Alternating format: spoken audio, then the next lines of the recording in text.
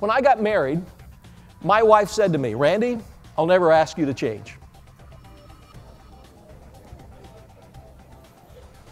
And I thought, cool. She then went on to say, I do expect that you'll continually adapt. A couple of you are going to write that one down, aren't you?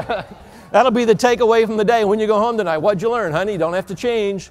Do have to adapt. That's what the heroes in every marketplace do. They continually adapt. They've changed the way they think about change. William Bridges wrote in a book many of you have probably read called Transitions that it's not the changes that do us in, it's the transitions that do us in. You see, in every change there's three parts. There's an ending, there's a new beginning. The ending is when you said, I'm ready to go. The new beginning is when it's back to normal again. Everything else is transition. And what does transition feel like? Transition feels like, I don't know, there's probably 20 minutes a day when the traffic is actually running out on 610 at a normal speed. And you're stuck in the median. And you can't go back. And you can't go forward. And you're kind of stuck. Anyone ever felt that way from time? That's transition. You're at transition. So how long does it take to get through transition? It depends. It depends. I do work at Southern Methodist University. I work with the MBA students in the Cox Business Leadership Center at Southern Methodist. And I was talking to them about transition and how long it takes to transition. And I use this example of that. Has anyone here ever moved into a new home or house, and say in the last couple of years? Any of you moved? Yeah. How long ago did you move? 2 years.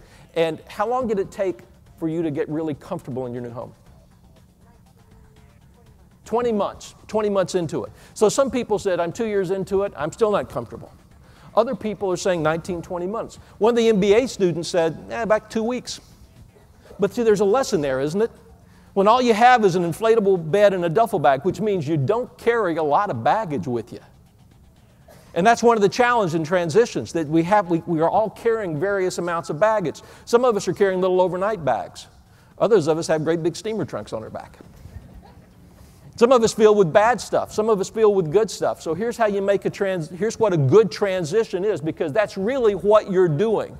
I listened to the conversation this morning about Epic. It's really a transition.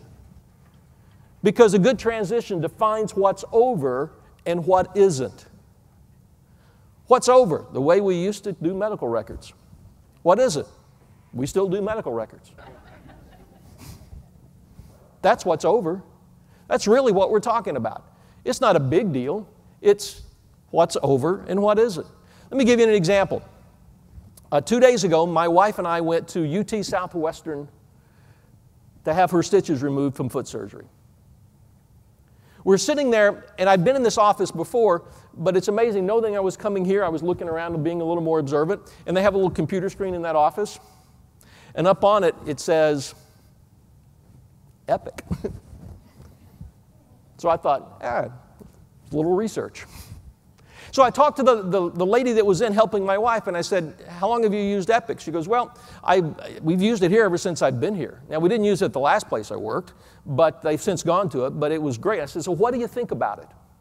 She goes, I love it. How do we ever get along without this? And I thought, well, judging from a few of the survey comments that I read, there's some people that could probably tell you. But I said, why do you love it? She goes, we have everything here. I don't have to worry about, do I need to send you out for imaging, but it's already been done.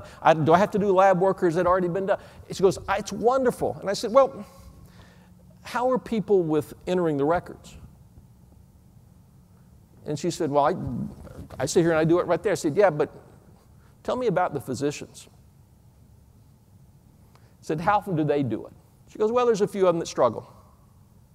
They don't really do it that often. We have to keep reminding them. I said, well, what can you tell me about those folks? He says, well, for the most part, they were the same people that we had to talk to anyway. You know, if you're reluctant, if you don't like doing records, you don't like doing records. Is there a learning curve? Absolutely, there's a learning curve. But you know what? We understand how to do learning curves. How many of you here are on Facebook? Come on, raise your hands, be honest.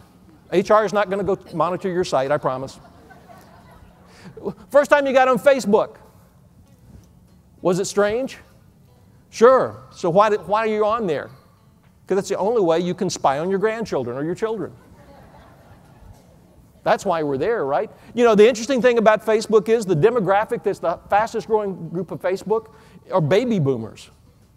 The people who hate computers, except when it gives me a way to talk to my grandkids. Then we're all over it, right? Then we're all over it. So the transition needs to define what's over and what's not. Make no bounds about it. All the change that you've talked about, that you're working on, things will be over. But there's some things that won't be. It respects the past. Here's one of the things that I've learned.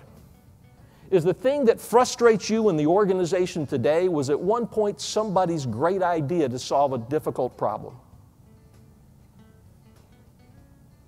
Think about that. The thing that frustrates you today was at one point someone's great idea to solve a difficult problem. Because you have to know the things that happen in an organization came up because somebody said, how do we do this? The reason that you have so many different systems that are operating right now, that flow chart that Dr. Joseph was like, wow, 30 different things and they're all going anything like that, you know.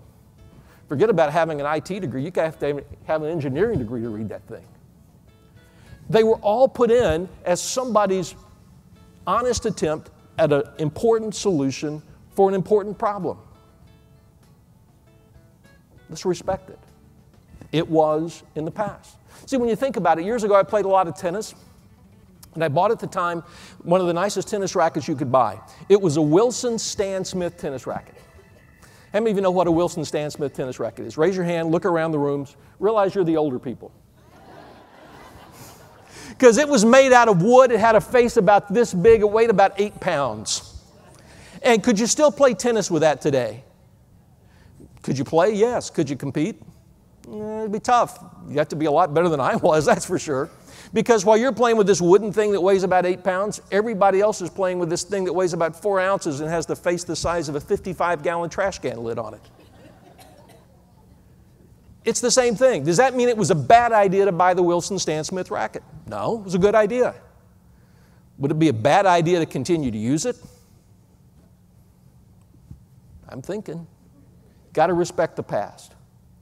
We have to ensure the important stuff continues. And your important stuff, I mean, the thing that you have an advantage of as an organization over a lot of groups that I work with, a lot of companies that I consult with, is that you know exactly what your important stuff is.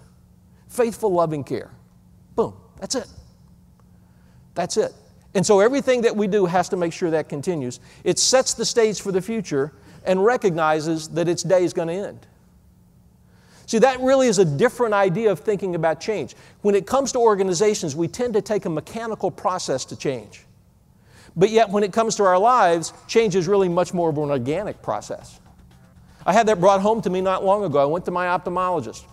He checked my eyes. At the end of the exam, he came out and said, "Good news, Randy. Your arms will be long enough for another year."